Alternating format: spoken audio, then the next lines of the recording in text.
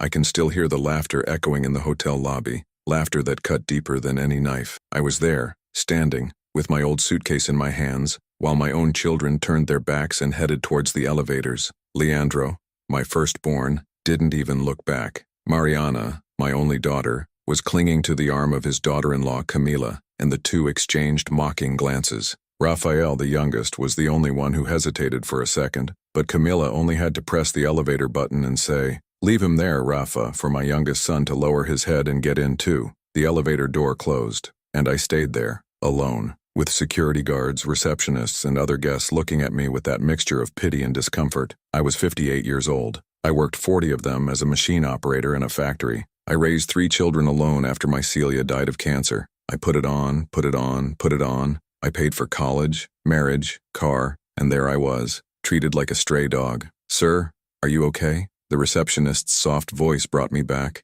She was young, probably around 25 years old, her hair tied into an impeccable bun. He had that look in his eyes that knew enough about life to know when someone was being humiliated. I lied. My voice came out hoarse, stuck. I just need to go to my room." She looked at the computer screen, then at me, and something changed in her face. It was subtle, but I noticed it. It was as if she had seen something she hadn't expected. She smiled a professional smile, but there was respect in her eyes. "Of course, Mr. Augusto. You are in suite 1204. Can I ask someone to take your luggage?" "No need. I'll carry it." I picked up my suitcase and headed to the elevator. My legs hurt. The column, too. 40 years in a factory don't go unnoticed. But I wasn't going to show weakness. Not after what had just happened. It had all started 3 days earlier. I was in my house, that simple 3-bedroom house in the working-class neighborhood where I raised my children, when Leandro appeared. He was different. New suit, expensive perfume, watch that shined on his wrist. He had made a career at the technology company where he worked, according to Camila. He always made a point of repeating it. I never really understood what he did, but apparently he paid well. "Dad, we need to talk." He entered without asking permission, as he always did lately. Camila was behind him, typing on her cell phone. She didn't even greet me. "You can talk, son. Look, I know your birthday is next week. 60 years old, right? So Camila and I decided to give you a gift." My heart was filled with hope. It had been a while since I received affection from that boy. Ever since he married Camila 3 years ago, it felt like a wall had been erected between us. We booked a hotel, that 5-star resort on the coast. You always said you wanted to visit, remember? I remembered. I remembered that when Celia was sick in the last few days, she made me promise that one day I would live a little. "Guto, you deserve to rest. Promise me you'll do that?" She had held my hand with that strength that only those who are leaving can have. I remember, yes. "So we're all going. Me, Camila, Mariana, her new boyfriend, and Rafael with Jessica. It's going to be a family weekend. What do you think?" I should have known. I should have seen Camila's fake smile, Leandro's hurried manner, the way he didn't look me in the eye when he made the invitation. But I was so starved for attention, so desperate for family time, that I ignored all the signs. I think it's wonderful, son. Great. We'll pick you up Friday morning." The trip was the first sign that something was wrong. They picked me up, yes, but in 2 cars. Leandro, Camila, and Mariana in a shiny black BMW. Rafael, his girlfriend Jessica, and Mariana's boyfriend Tiago in a silver Audi. I was thrown into the back seat of the Audi, squeezed between suitcases. "Sorry for the delay, father-in-law," Tiago said without looking back. "It's just that we brought a lot of stuff." During the 4-hour journey, they talked among themselves about expensive restaurants, trips to Miami, resorts in Cancun. I tried to join the conversation a few times, but it was like I was invisible. Rafael even put on headphones. When we arrived at the hotel, my jaw dropped. It was immense. It had an entrance with a fountain, a garden that seemed to have no end, and a lobby that was bigger than my entire house. Marble, crystal chandeliers, employees in impeccable uniforms everywhere. "This must cost a fortune," I muttered. "It's hard, yes, but we deserve it, right?" Camila replied without looking at me, as she took a selfie in front of the fountain. Upon check-in, that's when things started to fall apart. Leandro arrived at the counter with that he poses as an important executive and hands over a credit card. "Reservation in the name of Leandro Augusto Tavares." The girl typed, checked, and then said, "Perfect, Mr. Leandro. The reservation is confirmed. There are 5 suites, all with sea views. The charge will be made to the card in the system." "This one?" She showed the screen. Leandro frowned. "What card is that?" The girl turned the screen to him, and I saw the blood drain from my son's face. He turned white. Camila approached, looked, and her eyes widened. "It can't be that card," Camila said harshly. "There must have been a mistake." "There was no error, ma'am. The reservation was made 2 weeks ago, and this is the guarantee card. The full charge will be made at checkout." Leandro turned to me, and for the first time in 3 days he actually looked at me, but it wasn't a son's look. It was the look of someone who had just discovered a betrayal. Dad, did you make this reservation? I smiled. I smiled because I had finally done something right. I had finally managed to give my family a gift. I had saved for an entire year. I stopped buying medicine. I stopped repairing the leaky roof. I cut everything I could because I wanted to see my children happy. I wanted to have one last good memory with them. Yes, I did, son. I wanted to surprise you. I know you work a lot. And I thought, are you crazy? Camilla cut me off. Do you know how much it costs here? I know. That's why I saved up. I wanted to give you this gift. The silence that fell was deafening. Leandro passed his hand over his face. Mariana and Tiago exchanged embarrassed looks. Rafael simply looked at the floor. It was Camilla who broke the silence. I can't believe you did this without consulting us. You don't have the money for that. You're a retiree, for God's sake. You would miss that money. I wanted to do this. You guys are my family. Family? She gave a dry laugh. A real family doesn't make children feel guilty. We were going to pay for it here, you know? Leandro was going to put it on his corporate card. But now, because of you, he won't be able to deduct it from his taxes. I didn't understand. I didn't understand anything she said. I just understood that somehow I had done something wrong, that my gift had been turned into an offense. Camila, calm down, Leandro said, but his voice was angry too. Dad, you shouldn't have done that. You just wanted to show off, right? You wanted to feel important for once. Mariana's voice was the one that hurt the most. My girl, who I held when she cried with colic, who I taught to ride a bike, was looking at me with disdain. You've always been like this, needing attention. Mari, that's not fair, Rafael began, but Jessica squeezed his arm and he fell silent. Do you know what we're going to do? Camilla said, picking up her own bag. We're going to enjoy the weekend you paid for since you insisted, but don't expect us to carry you around. You did it alone. You enjoy it alone. And then what I said at the beginning happened. They took the room keys, got into the elevator, and left me there, alone, abandoned in the middle of the lobby of the most expensive hotel I had ever set foot in. I arrived at room 1204 and closed the door. I sat on the king-size bed, which was so soft, and looked out the window at the sea. It was beautiful, the kind of view Celia would have loved. For a second, I imagined her there with me, smiling, saying it was worth it. But she wasn't there, and her children, the children I raised with the sweat of my brow, weren't there either. I sat there, I don't know for how long. The chest pain was physical. My eyes burned, but I refused to cry. I wouldn't give anyone that taste. It wasn't going to break me. That's when I looked at the bedside table and saw a white envelope. It was the reservation confirmation. I picked it up and read everything carefully. 5 suites, meals included, spa, tours, everything paid. Total, 43,000 rays. 43,000 rays that I had saved, coin by coin, for a year. And then, looking at that paper,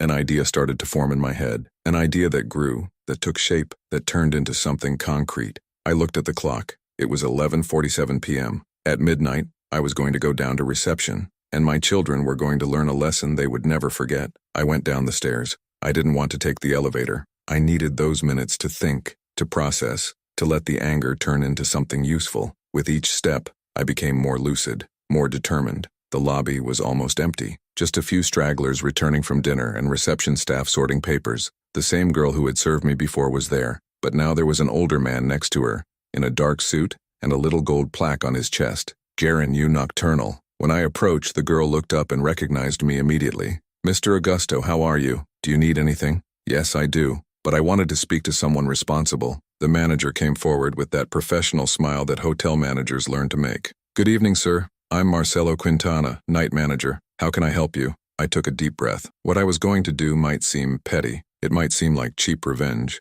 But at that moment, I didn't care. My children had treated me like dirt, and they needed to learn that actions have consequences. The reservation is in my name and on my card, correct? Marcelo looked at the computer screen, typed something, and confirmed. Yes, sir. Reservation of 5 suites, all in the name of Mr. Augusto Tavares. Final credit card, 4739. That's my card. My name, my account, my money. Yes, sir. Then I would like to make some changes to the reservation. The girl exchanged a quick look with the manager. Marcelo maintained his professionalism, but I noticed the curiosity in his eyes. What kind of changes? I want to cancel 4 of the 5 suites immediately. The silence that fell was heavy. Marcelo blinked twice, as if he was processing what I had said. Do you want to cancel 4 suites? Now? But it's almost midnight, Mr. Augusto. People are already accommodated. I know what time it is and I know where they are, but it's my reservation, it's my money, and I want to cancel. Can I do that? Marcelo scratched the back of his head, clearly uncomfortable. Technically, yes, you are the holder of the reservation and payment, but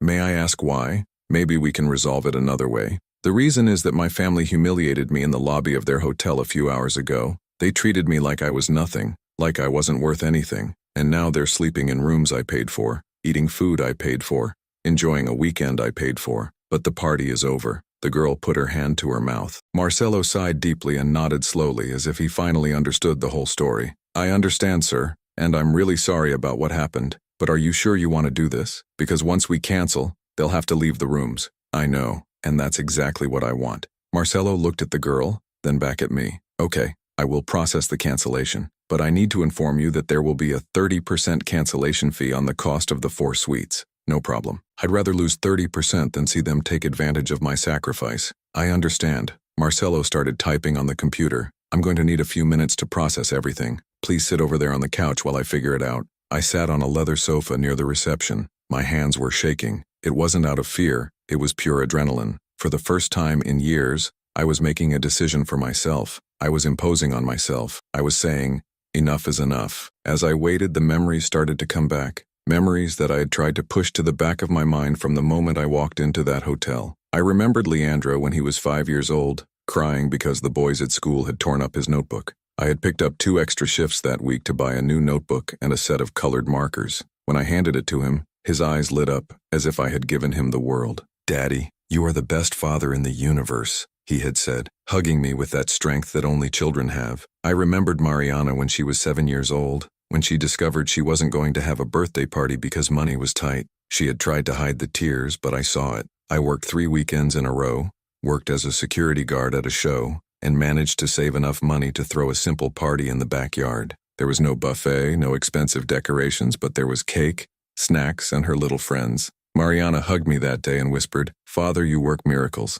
And Rafael, my youngest, the boy who was born premature and spent 2 months in the ICU. I slept in the hospital on the floor because I couldn't afford a hotel. When he came out of the incubator and I was finally able to hold him, I promised that I would protect that boy forever. I had kept my promises. I had worked until my hands bled. I had given up dating, traveling, my own life to ensure that my 3 children had everything. When Celia died, and I was left alone with 3 children, people said I wouldn't be able to cope, that I should place them with relatives. But I didn't put it. I created. I took care. I loved. And where was that love now? Sir Augusto? Marcelo's voice brought me back. It's ready. I have processed the cancellation of all 4 suites. Guests will be notified at 6 a.m. and will have until 8 a.m. to leave the rooms. 6 in the morning? It is standard procedure in cases of emergency cancellation. The morning shift team will make notifications. Something inside me twisted. Would it be cowardly to do this while they were sleeping? Let them figure it out on their own, without me being there? No, it wouldn't be cowardly. It would be justice. Perfect. Thank you. You can return to your room, Mr. Augusto. Suite 1204 remains active and fully paid for until Sunday, as per the original reservation. I thanked him and went back to the elevator, but when I was about to press the button for my floor, I hesitated. I pressed 8, the floor where my children's suites were. I don't know what possessed me, maybe curiosity, maybe masochism, but I needed to see it. I needed to confirm that I had done the right thing. Usisibrima of the 8th floor hallway was silent, just the soft hum of the air conditioning. I walked slowly to suite 807, where Leandro and Camila were staying. I put my ear to the door. Voices. They were still in agreement. I can't believe he did that, Leandro. He paid 43,000 raise. Where did he get that money from? It was Camila's voice, that shrill tone that irritated me. I don't know. He probably collected his retirement, or borrowed it. Borrowed from who? He has no friends, no one. This old man is an idiot. My stomach tightened. Idiot. She had called me an idiot. Camila, take it easy. He's my father.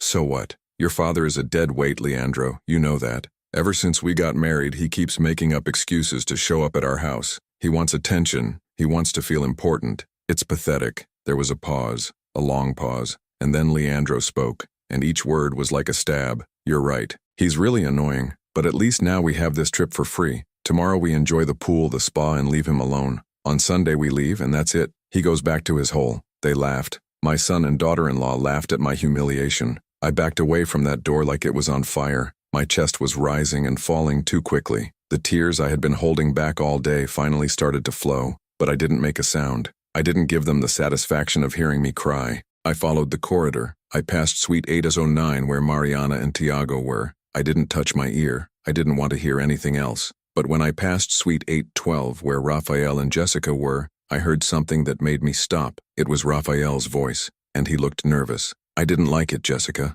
I didn't like the way they treated my father today. Rafa, relax. Your brother and Camila are just like that, you know them. But Dad was so happy when he invited him. He saved up for it, and we just gave him shit. There was silence. My heart was racing. Look, I understand you're upset, but your dad kind of put himself in this situation, didn't he? He didn't have to pay for all this.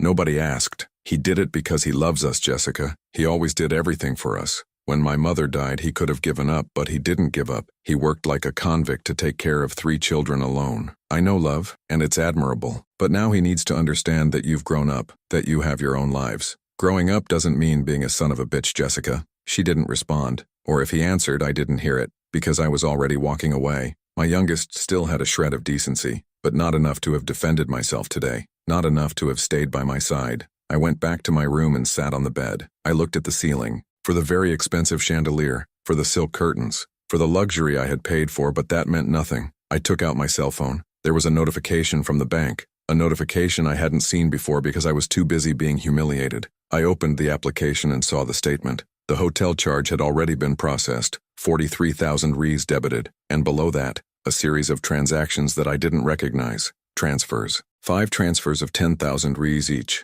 signing out of my account. My blood froze. I hadn't made these transfers. I hadn't authorized any of this. I checked the dates. They had all been done in the last 2 weeks, and the recipient was always the same, an account in the name of Camila Tavares. 50,000 reais, half of my accumulated retirement, disappeared, and then I understood. I understood why Camila had been so nervous when she saw that the hotel was on my card. I understood why Leandro had turned white. I understood why they had treated me so badly. They were stealing from me. And when they found out that I had used the money for the hotel, they panicked, because if I checked the account, I would discover the theft. My hands were shaking so much that I almost felt I dropped my cell phone. They weren't just ungrateful, they were thieves. My own children were stealing from me. I didn't sleep that night. I didn't even try. I sat in the armchair next to the window with my cell phone in my hand looking at those transfers once, twice, 10 times, 50,000 Ries, half of everything I had collected in 40 years of work. How did she do it? That was the question that was going through my head. I never gave anyone a password. I never lent a card.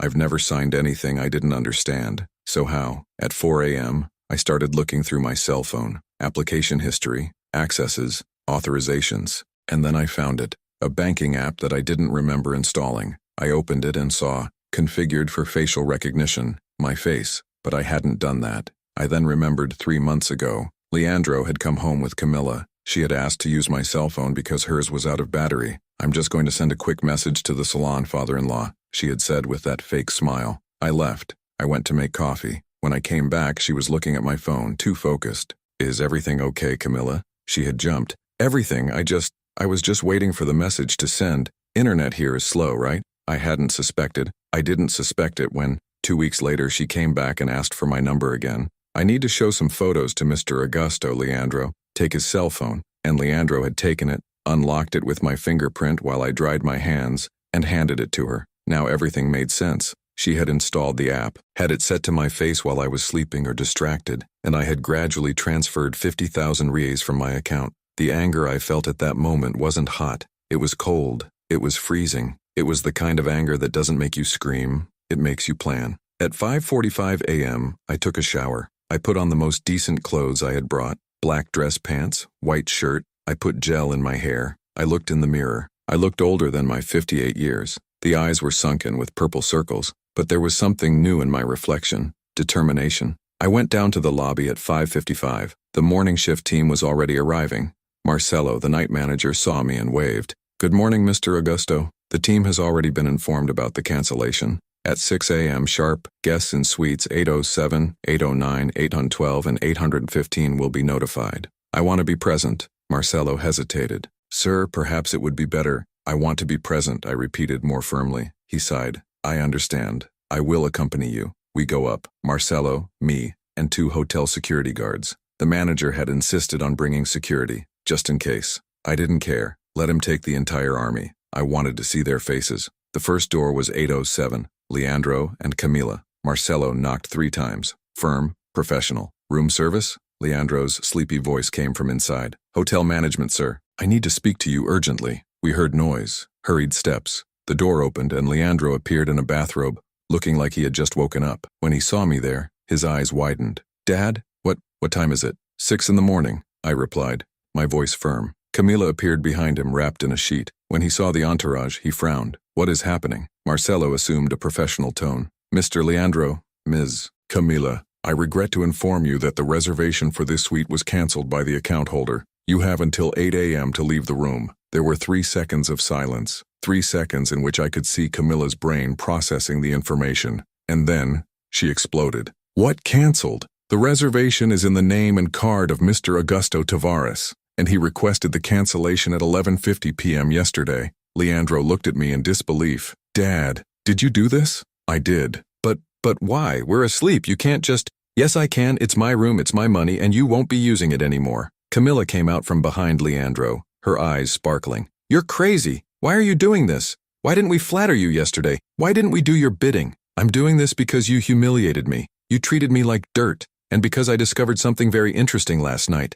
The blood disappeared from Camila's face. It was subtle, but I saw it. Leandro, however, still looked confused. Found out what? 50,000 reais, transferred from my account to your wife's account. The silence that fell was absolute. Even the security guard stopped breathing. Camila was white as paper. Leandro looked at her, then at me, then back at her. What are you talking about, Dad? I'm saying that your wife stole from me, Leandro. She installed an app on my cell phone without me to know. He transferred 50,000 reais from my account over 2 months, and you probably knew. I didn't stole anything, Camila shouted, but her voice was too squeaky. I was shaking too much. You're delusional, senile. You're going gaga and making it up. I have the statements, I have the dates, I have the app installed on my cell phone, and I'm going to the police today. Leandro passed his hand over his face. Dad, wait. Let's talk calmly. Camila, did you do this? She didn't respond. He just looked at the floor. Camila, you did this. I was going to replace the money, Leandro, I swear.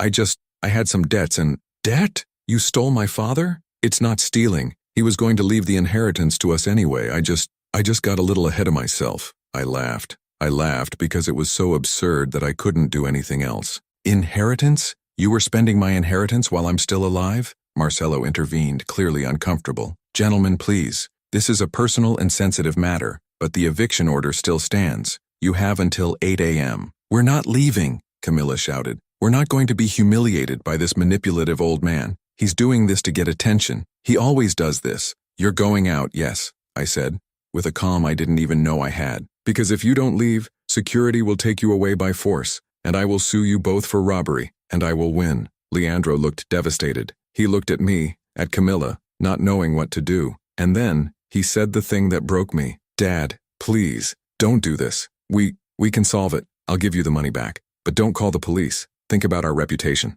My job. On his reputation. At his job. Not in what he had done to me. Not in theft. In the image. Leave by 8 a.m. or I'll call the police right now. I left them there. Camila crying. Leandro desperate. And headed to the next door. Suite 809 was faster. Mariana and Tiago were still sleeping when Marcelo knocked. When the door opened and they saw the scene, Mariana started crying before she even heard the news. Dad, for God's sake, what are you doing? What you did to me yesterday. Giving back. Tiago tried to be the diplomatic one. Sir Augusto, I know there was a misunderstanding yesterday, but there was no misunderstanding. You humiliated me on purpose, and now you're going to experience firsthand what it's like to be treated like dirt. Mariana sobbed. Dad, I'm so sorry. I'm so sorry for what I said. I was nervous, I didn't mean it, but I did. And it wasn't just yesterday, Mari. You've been treating me badly for months. You've been ignoring my calls for months. You've been making up excuses not to come visit me. I'm not your father anymore. I'm a burden. Not true.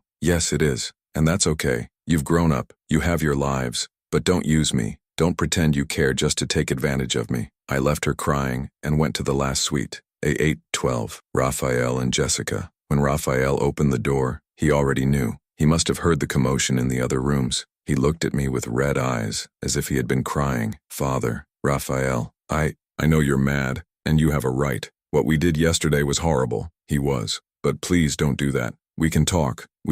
There's nothing to talk about, Raphael. I canceled the reservation. You have until 8 a.m. to leave. Jessica appeared behind him in her pajamas. Mr. Augusto, please. We have nowhere to go. We didn't bring money for another hotel. They should have thought of that before leaving me alone in the lobby. Raphael took a step forward. Dad, I know I was wrong. I should have defended you. I should have stayed by your side, but I was scared. Scared of Leandro, scared of Camila. They always rule everything, and I was always too weak to face them. That hit me hard, because it was true. Raphael had always been the middle child, the one who tried to please everyone, the one who avoided conflict. But that didn't justify it. You're an adult, Raphael. You're 28 years old. You can't use that as an excuse anymore. I know, and I'll fix it. I swear I'll fix it, Dad. I looked at him, for his eyes, so similar to his mother's, and I felt my heart squeeze. But I couldn't give in. Not now. 8 hours. Not a minute longer. I went back to the lobby. At 7:30 a.m., my 3 children came downstairs with their bags. Leandro was furious. Camila was openly crying. Mariana seemed to be in shock, and Raphael simply looked at the floor. Tiago and Jessica tried to be invisible. They went to the reception to do the forced checkout. I watched from afar, sitting on a sofa. That's when Camila came towards me. Her face was red, swollen, but the eyes had something that bothered me used. Hatred. Pure hate. You think you won, right, old man? Camila, you destroyed this family. You humiliated my children. You humiliated my husband. Why? Why didn't we pay attention to you? Why didn't we hug you? You stole from me. I stole you. You owe me. I took care of you. I made you lunch. I took you to the doctor. You owe me every penny. You made lunch 3 times, and you charged each time indirectly. And about the doctor, I paid for the gas. You didn't do me any favors. She came closer, her voice low and venomous. You'll regret it. I'll make you regret it. Is it a threat? It's a promise. You'll see what's good for your cough, you old fool. Nobody does that to my family and gets away with it. Leandro pulled her away before she could continue. Camila, come on, let's go. They left. All of them. The last one to leave was Raphael. He stopped at the door, looked back at me. He opened his mouth as if he was going to say something, but he didn't say it. It just came out, and I stayed there, alone again. But this time, it was a different loneliness. It was a solitude I had chosen. I went back to my room. I sat on the bed. I took out my cell phone and opened the bank app. The transfers were still there, screaming, accusing me. I needed to process. I needed to make Camila return the money. I needed to do justice. But when I went to open the screen to call the police, a notification appeared. A notification that made my blood run cold. It was an email from the public hospital where I was undergoing cardiac monitoring. Mr. Augusto, we inform you that your appointment for tomorrow has been rescheduled for next week due to your family's request. Your daughter-in-law Camila got in touch informing you that you are showing signs of mental confusion and that you will be evaluated by a psychiatrist before returning to the cardiologist. We attached the request for psychiatric evaluation signed by your children. My hand started to shake. They were trying to declare me incapable. They were trying to admit me. I looked at that email for too long. The words danced on the screen. Mental confusion, psychiatric assessment, family request. They wanted to declare me crazy. They wanted to take away control of my own life, and if they did, they would have access to everything. My account, my house, my retirement, all. Camila wasn't just stealing. She was trying to completely destroy me. My hands were shaking so much that I almost dropped the cell phone. I took a deep breath. 1, 2, 3. I couldn't panic. Panic was what they wanted. Panic meant error, and I couldn't go wrong now. I got out of bed and walked to the window. The sea was calm below, the waves lapping gently against the sand. There were families on the beach, parents playing with children, children running, couples holding hands, scenes of a normality that I would never experience again, because my family had chosen to see me as an obstacle, like something disposable. I picked up my cell phone again and reread the email. Every word was a stab. They had signed that. They had put their names on a document saying I was crazy, that I was dangerous, that I needed to be removed from society. I needed help. I needed someone who understood the law, documents, how to protect me. But who? I didn't have any lawyer friends. I didn't have the money to hire an expensive office. I was a retired worker who had just spent 43,000 reais on a hotel. That's when I remembered. The manager, Marcelo, he had seen everything. I had witnessed the humiliation, the cancellation, the confrontation, and most importantly, he had treated me with respect. It wasn't much, but it was all I had at that moment. I ran down to reception. Marcelo was still there, finishing his shift. When he saw me, his face showed immediate concern. Mr. Augusto, did something happen? I need to talk to you, it's urgent. He looked around, then pointed me to a small room at the back of reception. Let's go there. more private. We enter. It was a small office with a desk, computer, and some files. Marcelo closed the door and offered me a chair. Sit down, please. You look pale. I sat down, and then I told everything. The robbery, the transfers, the hospital's email, the attempt to declare myself incapable. I spoke quickly, stumbling over words, afraid that if I stopped I wouldn't be able to continue. Marcelo listened in silence. When I finished, he cursed under his breath. Excuse the language, Mr. Augusto, but this is criminal. They can't just declare someone incapacitated without a legitimate medical evaluation. But the email says they've already signed an order. Signing a request doesn't mean it will be accepted, but you need to protect yourself. You need a lawyer immediately. I don't have money to. I have a cousin. Marcelo took out his cell phone. Daniela. She is a specialized lawyer in family law and property crimes, and she doesn't charge right away. She evaluates the case first. Would you do that for me? Marcelo looked me in the eyes, and there was something there. Empathy. True empathy. Mr. Augusto, I've worked in a hotel for 15 years. I've seen a lot. I've seen families fight over inheritance, over money, over better rooms. But what I saw yesterday, the way your children treated you, that affected me, because I also have a father. And if someone treated my father like that, I would want someone to help him. My eyes burned. Thank you, was all I could say. Marcelo dialed. He put it on speakerphone. Danny, it's me. I need a favor. It's urgent. Daniela arrived an hour later. She was a woman of about 35, with curly hair tied in a ponytail, thick-rimmed glasses, and a leather briefcase under her arm. She shook my hand firmly. Mr. Augusto, nice to meet you. Marcelo told me a little over the phone, but I need you to tell me everything again, in detail, from the beginning. I counted. Again, every transfer, every humiliation, the hotel, the cancellation, the email. Daniela was taking notes on a tablet, her eyebrows furrowed in concentration. Every now and then she would stop and ask me to repeat some date, some specific value. She wasn't just attentive, she was meticulous. When I finished, she was silent for a moment. Then he asked, "Do you have bank statements?" "Yes, here on my cell phone." "Send it to me. I'll also need the number of the application that was installed without your authorization, and a copy of that email from the hospital." I sent everything. She read it carefully, enlarging the screen, checking dates and values. I saw his face change as he read. There was seriousness, then indignation, then something that looked like contained anger. "Okay, first thing, you are going to the hospital with me now. We are going to demand a copy of any document that your children have signed, and we are going to record that you are in full mental capacity and do not authorize any type of evaluation or procedure without your presence and consent." Are they going to answer me? So, by surprise? Yes, they will, because if they don't respond, I'll file an extrajudicial notice today, and no hospital wants to be sued for violating the patient's rights. What about the money? About the robbery? Daniela smiled, but it wasn't a happy smile. It was the smile of someone who had just found ammunition. "Mr. Augusto, your daughter-in-law committed 3 crimes: invasion of an electronic device, qualified theft through fraud, and embezzlement. This results in 3 to 8 years in prison, plus a fine, plus the obligation to return the full amount with interest and correction. Prison, prison. And if your son knew, he's an accomplice. He also answers." The room spun. Prison. My son in prison. Leandro, the boy I raised, who I taught to walk, could go to prison because of this.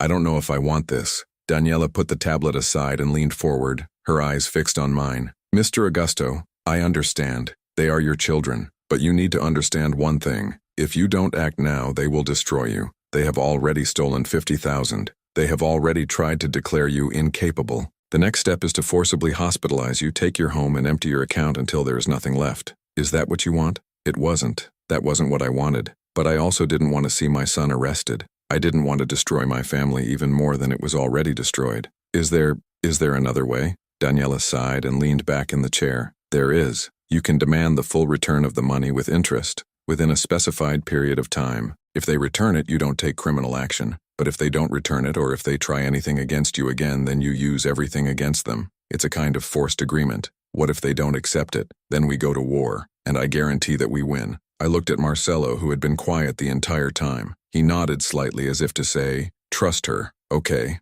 let's do this." The hospital was more difficult than Daniela had anticipated. We got there at 2 in the afternoon, and the receptionist made us wait 40 minutes. Daniela was impatient, tapping her foot, checking her watch. When they finally called us, we were taken to a cold, windowless room where a social worker greeted us with a look of someone who was too busy to deal with us. "What's wrong?" she asked, without looking up from the computer. Daniela wasted no time. My client is here because he discovered that family members tried to request a psychiatric evaluation without his consent. We want copies of all related documents, and we want to formally record that the patient does not authorize any procedure. The social worker finally looked up. Patient's name? Augusto Tavares. She typed, waited, typed more, and then his face changed. There is a protocol here, yes. Request for psychiatric evaluation requested by 2 family members, Leandro Tavares and Camila Tavares. We want to see that request. I can't show it without permission from the board. Daniela got up. Then call the board, now, because if I have to come back here with a court order,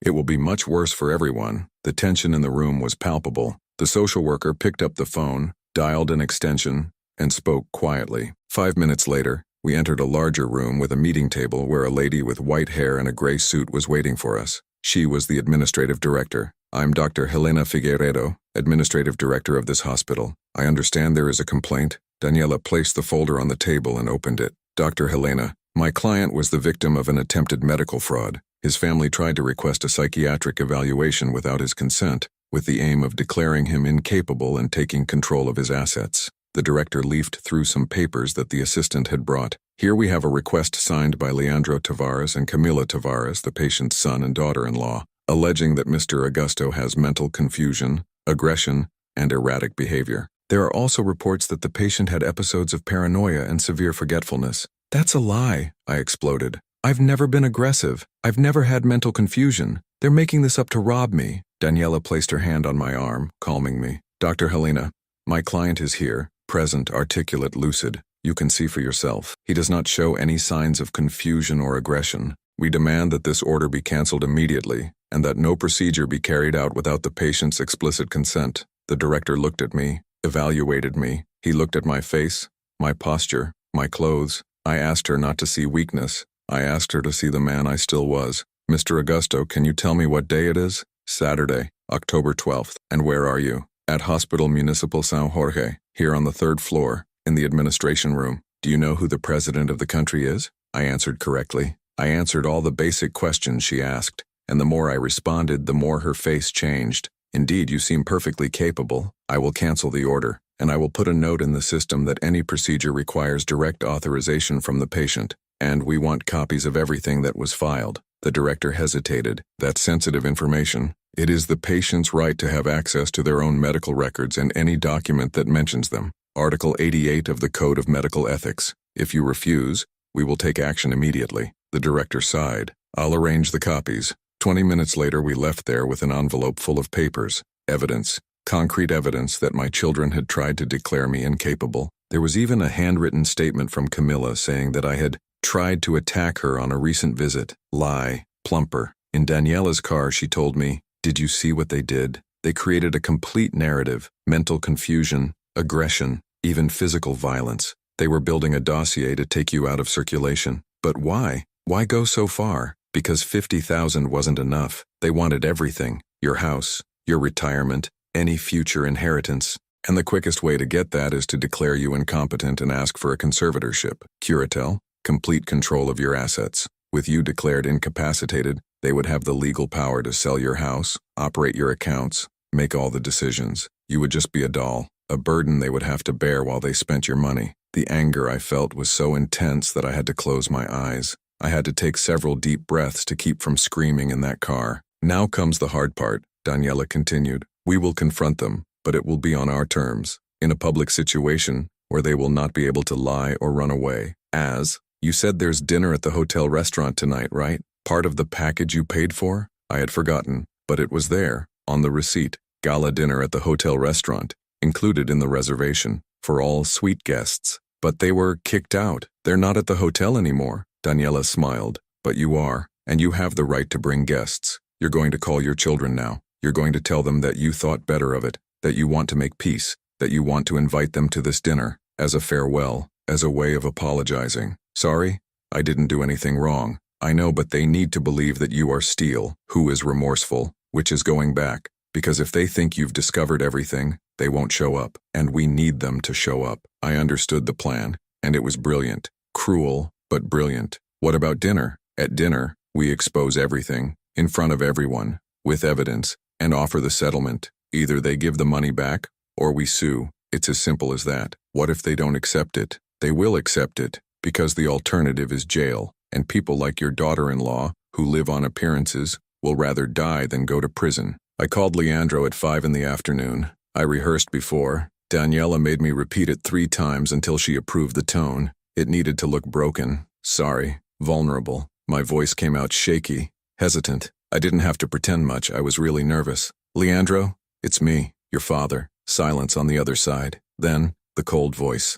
What do you want? I wanted to talk. About earlier today. About everything. There's nothing to talk about. You humiliated us. You kicked us out. It's over, Dad. Please, son, I made a mistake. I know I made a mistake. I was nervous, I was hurt, and I messed up. But I don't want our family to end up like this. I heard Camilla saying something in the background, but I didn't understand. Her voice was high-pitched, irritated. Leandro replied to her, Wait, Camilla, let me hear what he wants. Then to me, What do you want? There's a dinner tonight, at the hotel restaurant. Part of the package I paid for. I wanted to invite you, all of you, Leandro, Camilla, Mariana, Rafael, so we can talk, so we can try to fix this. Are you serious? I am. Please, son, give me this chance. One last chance. I don't want to die alone, Leandro. I don't want the last memory I have of you to be this fight. There was a long pause. So long I thought he had hung up, but then he sighed. What time? 8 p.m. We will. But I can't guarantee anything, Dad. You messed up a lot. I know, thanks, son, really thanks. I hung up.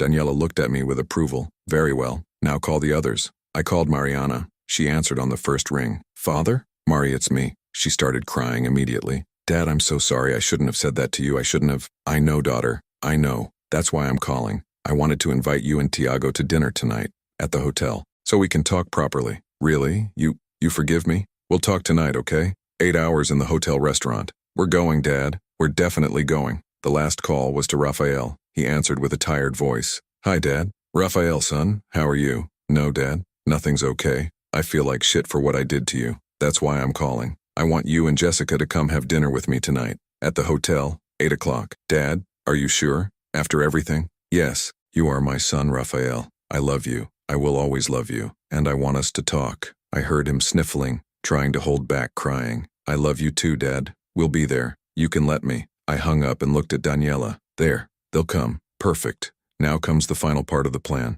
At 7 o'clock at night, I was back in my room getting ready. I put on the best clothes I had. Black dress pants, a well-pressed white shirt, polished shoes. I put gel in my hair. I looked at myself in the mirror. I looked older than my 58 years. His eyes were sunken, with dark circles that not even sleep could erase. But there was something different, a determination, a strength I didn't know I still had. Daniela showed up at 7:30. She was different too. He had exchanged his casual clothes for a black blazer, dress pants, and a leather briefcase in his hand. She looked like a lawyer straight out of a movie. Ready? She asked. Ready. Remember, you will act normal at first. You will greet them. You will be polite. Only when I give the signal will we start the confrontation. What's the sign? I'm going to get up and go to the table. When I get there, it's time. We went down together. The hotel restaurant was impressive. High ceilings, crystal chandeliers, tables with white tablecloths and flower arrangements. There were about 40-50 guests having dinner. Families, couples, groups of friends. Everyone well-dressed, everyone talking quietly, everyone living their normal lives. I had asked for a large table in the corner but still visible. Marcelo had helped me book. He was also there, disguised as a customer, sitting at a nearby table with his wife. I had agreed to be a witness if we needed it. I sat and waited. My heart was beating so loudly that I thought everyone in the restaurant could hear it. Daniela was 3 tables back, pretending to read the menu but keeping an eye on everything. At 8:15 they arrived. Leandro in front, in a navy blue suit but with a tired face. Camilla next to him, wearing a too-tight red dress, made up as if she were going to a party. Mariana and Tiago right behind, shy, looking at the ground. And finally, Rafael and Jessica, holding hands. They approached the table. Nobody smiled. No one looked comfortable. Good evening, I said, standing up. Good night, Father. Leandro replied dryly. They sat down. The silence was heavy, embarrassing. A waiter appeared and started serving water. I ordered wine. Nobody else asked for anything. Thanks for coming, I began. I know it wasn't easy. Camilla snorted. It wasn't, no. After the circus you put on this morning. Leandro poked her. Camilla, let him talk. I wanted to apologize, I began, and every word hurt because it was a lie. I overreacted. I was hurt by what happened yesterday and I did things I shouldn't have. Canceling the rooms it was cruel. I recognize that. Mariana wiped away a tear. Dad, We made a mistake too. We treated you badly. We left you alone in the lobby and that was horrible. I'm ashamed. I just wanted us to enjoy this weekend together, I continued.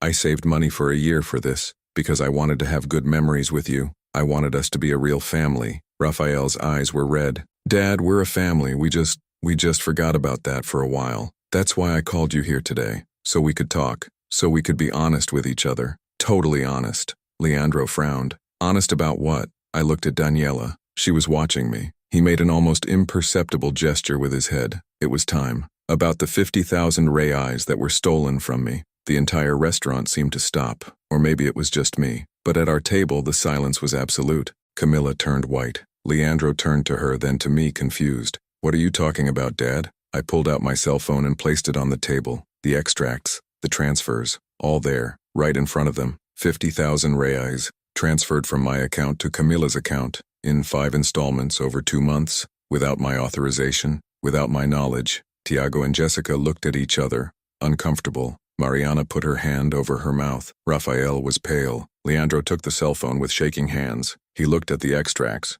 enlarged the screen, checked the dates, the values, the recipient's name, and then slowly, very slowly, he turned to Camilla. Did you do this? Leandro, I can explain. You did that? His voice echoed in the restaurant. Several people turned to look. Camilla was shaking. I had debts that you didn't know about. Credit cards, loans, I lost control, Leandro, but I was going to replace it. I swear I was going to replace the money. Repair? You stole my father, a retired man. You stole 50,000 reals. It wasn't theft. It was a loan. He was going to leave us an inheritance anyway. I just anticipated it. I laughed. I laughed because it was so absurd that I couldn't do anything else. Inheritance? You were spending my inheritance while I'm still alive? While I'm still here working, saving, living? That's when Daniela got up and came to our table. Everyone looked at her, confused, scared. Good evening. My name is Daniela Carvalho, OAB 47.822. I am Mr. Augusto Tavares' lawyer, and I came here tonight to make a proposal to the family. Leandro looked at me, then at her, in disbelief. Attorney? That's right, Madam Camilla. You committed 3 serious crimes. Invasion of an electronic device, Article 154A of the Penal Code. Theft qualified by fraud, Article 155, Paragraph 4, and misappropriation, Article 168. Added together, this can result in 3 to 8 years of imprisonment, in addition to a heavy fine and the obligation to return it in full with interest and monetary correction. Camilla started to cry. Not that manipulative crying from before. It was panic crying. Cry of those who finally understood that they had gone too far. But my client, Daniela continued, is a man with a good heart, and that's why he's willing to offer an out-of-court settlement. What agreement? Leandro asked, his voice low, defeated. Full refund of 50,000 reais, plus interest of 10% per year, totaling 55,000 reais. Deadline of 30 days. If the return is made within the deadline, no criminal action will be filed. Mr. Augusto will not go to the police, and you will be free. What if we can't pay in 30 days? Tiago asked, the first time he had spoken all night. So we immediately filed criminal charges, and I guarantee that the public prosecutor's office will be very interested in this case. And if there is any new attempt to harm my client, Daniela continued, taking another document from the folder, the offer is automatically canceled. What kind of attempt? Raphael asked. Daniela placed the new paper on the table. They were the hospital's copies. The request for psychiatric evaluation, false statements, attempts like this, trying to declare Mr. Augusto mentally incapable, falsifying reports, inventing episodes of aggression. Mariana took the paper, read, and his face changed color. Leandro, did you sign this? Leandro didn't even look at her. He was looking at Camilla, and there was something on his face that I had never seen before. Disgust, pure disgust. It was her. It was all her. She said it was just a routine assessment, that it was for his good. She said that his father was getting confused, that we needed to help. You signed, Leandro. Daniela cut him off. Your name is here, and this constitutes moral coercion, attempted embezzlement, and violation of the rights of the elderly, Law 10,041. 3 more years in jail. The restaurant was completely silent now. All the other guests had stopped eating. Everyone was looking. Some had their cell phones in their hands, discreetly filming. Camila was sobbing uncontrollably. I didn't want to do this, but the debt was too big. The loan sharks were threatening me. I had no choice. Yes, it was, I said, my voice coming out stronger than I expected. You could have asked for help, you could have talked to me, you could have been honest, but you chose to rob me. You chose to humiliate me. You chose to try to cut me out of my own life. Mr. Augusto, you have always been a nuisance, she shouted, completely losing control. You always showing up at our house, always calling, always wanting attention. Don't you understand that we have lives of our own? That we don't want to be taking care of old people all the time? Camila! Leandro shouted, but she didn't stop. It's true, you know it's true, Leandro. Your father is a burden, he always has been. And if we didn't do something, we would be stuck with him forever. Mariana got up crying. Stop! For God's sake, stop talking. But the damage was done. Camila's words echoed in the restaurant, and everyone had heard. Everyone had seen it. Rafael stood up too, his face red with anger. You're disgusting. You're a disgusting person, Camila. So? Daniela asked, ignoring the drama. Do you accept the deal? Leandro looked at Camila, then for me, and I saw something in him that I had never seen before. Real regret. We'll accept it, Dad. We'll give you the money back. Everything. With interest. Just don't call the police, please. There's one more condition, I said. Which? You're going to stay away from me. I don't want visitors. I don't want phone calls. I don't want contact. Until you prove, if you're going to prove, that you've changed. That you've become real people. Why now? You're not my family. You're just people who I once loved, and who disappointed me in a way I'll never forget. Mariana sobbed. Rafael passed his hand over his face, wiping away tears. Even Jessica was crying. Leandro just nodded. Understood. Daniela placed one last document on the table. Sign here. It's the term of the agreement. 55,000 in 30 days, plus the no contact clause. If you fail to comply with any item, criminal action is automatic. Leandro signed. Camila signed, her hand shaking so much that the signature was illegible. Great, Daniela said, putting away the papers. You have 30 days. I suggest you start arranging the money. They got up. Camila could barely walk. Tiago had to support Mariana. Rafael passed me, and for a second, stopped. Dad, I'm sorry, for everything. I didn't respond. I just looked at him, and he understood. He lowered his head and walked away. I sat there while my family left the restaurant. Some guests applauded softly. Others looked at me with pity, but most just went back to eating, as if nothing had happened. Daniela sat in the chair that Leandro had left vacant. Are you okay? I don't know. I think so. I don't think so. You did the right thing. I did? You did. And now they know that you're not weak, that you won't let anyone walk all over you. I was about to respond when my cell phone rang.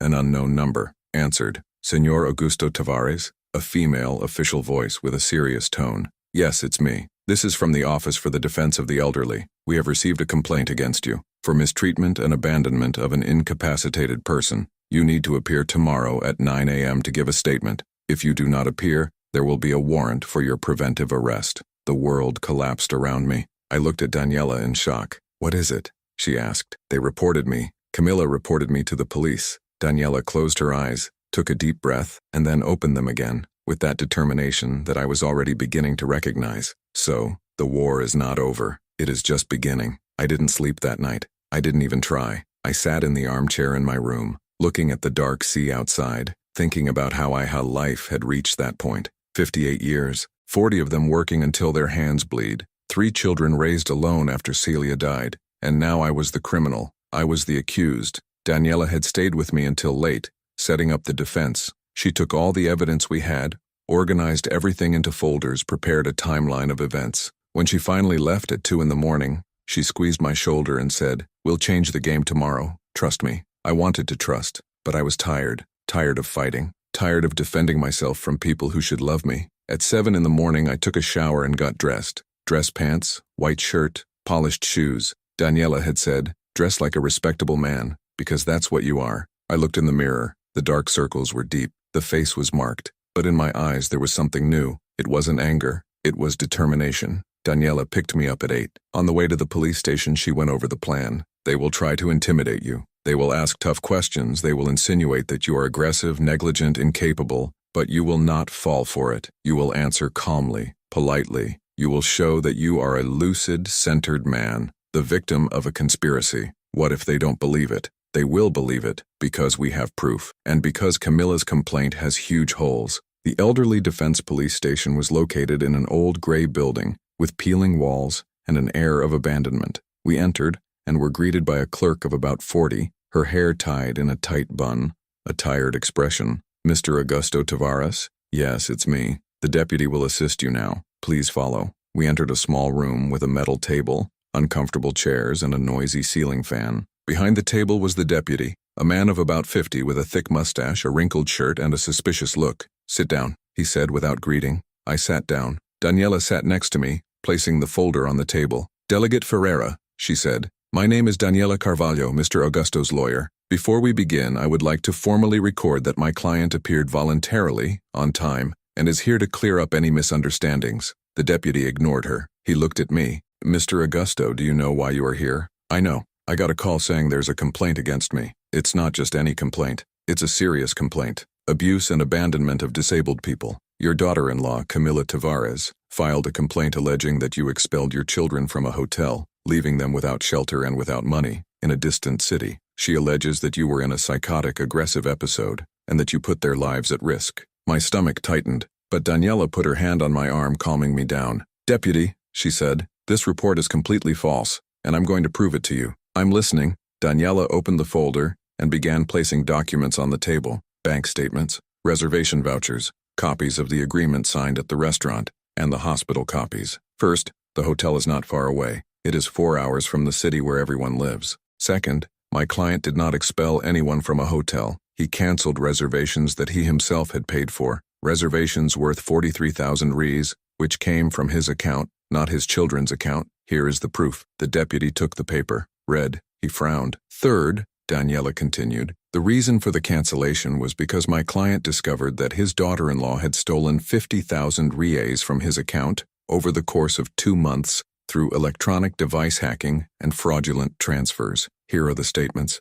The deputy took the extracts. He looked at the values and the dates. He looked at me, then at Daniela. "And there's more," Daniela said, now with a firmer voice. "The same person who made the complaint, Camila Tavares, tried to have my client declared mentally incompetent. She and her husband signed a request for forced psychiatric evaluation with false statements that my client was mentally confused and aggressive. All lies, all to take control of his assets. Here are the copies from the hospital." The deputy took the documents from the hospital, read slowly. His face was changing. The distrust gave way to something different: indignation. "And in closing," Daniela said, placing the last piece of paper on the table, "last night, after being publicly confronted about the theft, my client's sons signed an agreement to return the money in full within 30 days. Here is the agreement, signed by them. This means that they acknowledged the crime. And now, less than 12 hours after signing that agreement, the daughter-in-law makes a false report to try to intimidate my client and force him to give up the action." The silence in the room was heavy. The deputy piled up all the documents, reread some, and then leaned back in his chair.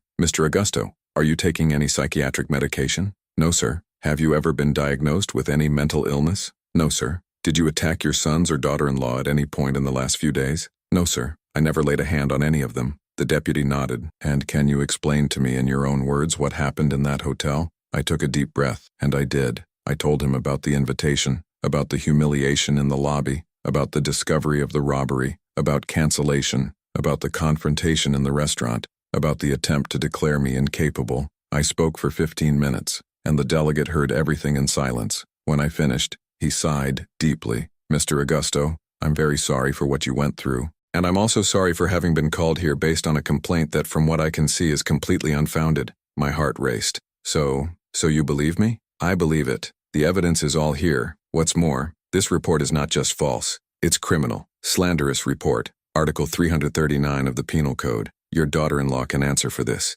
Daniela smiled. "Delegate, I would like to formally register that my client wishes to represent against Camila Tavares for slanderous accusation, in addition to the crimes of theft and device invasion already mentioned. You can register. I will open an investigation." I left that police station with wobbly legs, but it wasn't out of fear. It was relief. Such relief that I almost collapsed right there on the sidewalk. Daniela hugged me. "I said we were going to turn the game around. Thank you. Thank you for believing in me." "I didn't believe you, Mr. Augusto. I saw the evidence. I saw the truth, and the truth always wins." We returned to the hotel. I was exhausted, but also strangely light, as if a weight of 1,000 kilos had been lifted off my shoulders. Daniela left me in the lobby and said she would take care of the next legal steps. I went to my room. I sat on the bed. I looked out the window at the sea, and for the first time in days I felt something like peace. My cell phone rang. It was a number I knew. Rafael. I hesitated, but I answered. "Hello? Dad? It's me." His voice was hoarse,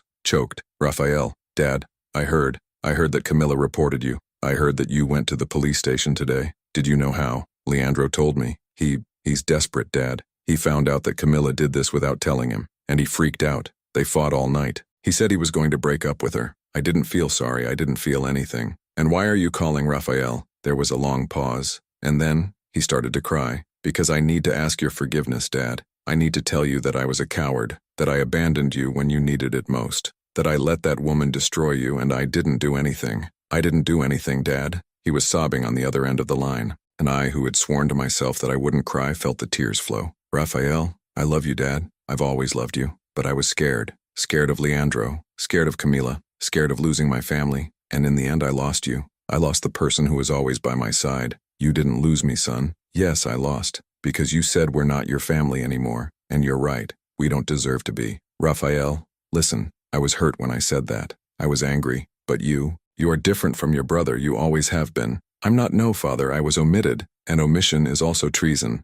Yeah, but you're here now. You're calling. You're asking for forgiveness. That counts. So you forgive me? I closed my eyes. I thought of everything. In humiliations, in betrayals, on sleepless nights. But I also thought about Raphael as a child. Raphael learning to ride a bike. Raphael crying on my lap when his mother died. Raphael was weak, but it wasn't bad. I forgive you, son, but on one condition. Which? You will prove to me that you have changed. Not with words, with actions. You will come visit me. You will call me. You will be there. For real. Not just when it is convenient. I swear, Dad. I swear I will. We talked for another half hour, and when I hung up, I felt like I had gotten at least a piece of my family back. The next few days were intense. Daniela filed 3 lawsuits. One against Camilla, for theft, hacking of a device and slanderous report. Another against Leandro as an accomplice. And a third to annul the hospital's request for closure. Camilla was summoned to testify. Leandro too. And it all came to a head. Her debts to loan sharks.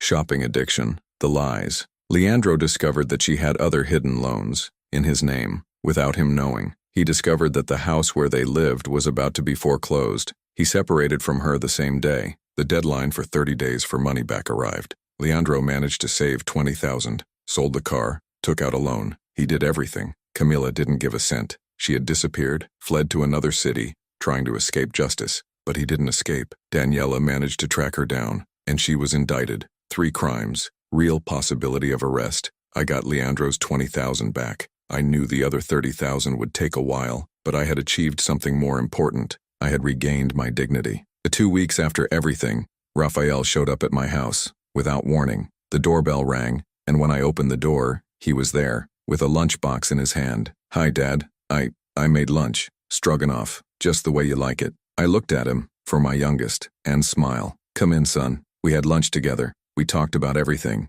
about the mother, about the past, about the future, and for the first time in years I felt like I had a real son by my side. Mariana also called me weeks later. He apologized. He cried. He said he had broken up with Tiago because he had sided with Camila. He said he wanted to see me. I said yes, but calmly, with time, because trust is built slowly. Leandro, I didn't see it. He sent messages, apologizing, saying it was destroyed, that he had lost everything, the woman, the money, the reputation. I replied, you haven't lost everything. You still have a chance to be a real man, but that depends on you. He never responded. 6 months later, I was sitting on the porch of my house drinking coffee when Raphael arrived with Jessica and some news. They were going to get married, and they wanted me to be the best man. I cried. I cried like I hadn't cried since Celia died, but this time it wasn't sadness. It was joy. At the wedding, I walked with Raphael to the altar. I saw my son get married. I saw him happy, and I realized that it had been worth it.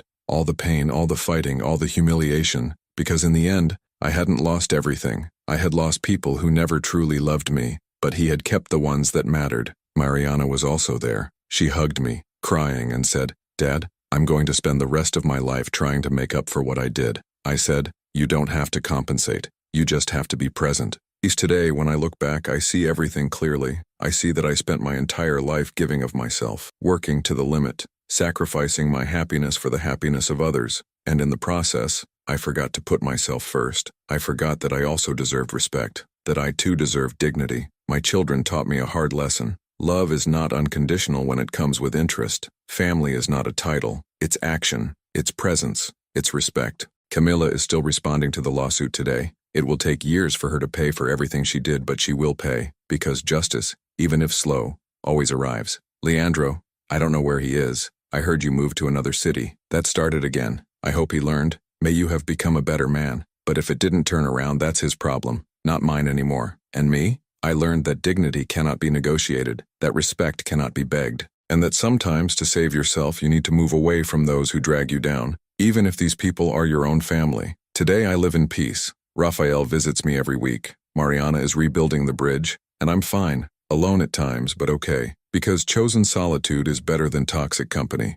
If you are going through something similar, if you are being humiliated, disrespected, used by your own family, no, you are not obliged to accept it. You have the right to assert yourself, to say no, to cut ties if necessary, because at the end of the day, the true family is not the one that has the same blood. It's the one who has the same heart, and that heart needs to be one of respect, of true love, of dignity. If you don't have that, it's not family. It's just people you once loved, and that you have every right to leave behind. I left, and today, finally, I breathe. Dignity cannot be negotiated. Respect is not begged, and sometimes loving yourself means walking away from those who hurt you, even if it's your own family, because true family is not blood. It's respect, presence, and genuine love. Justice may take time, but it always arrives, and your peace is worth more than any blood tie.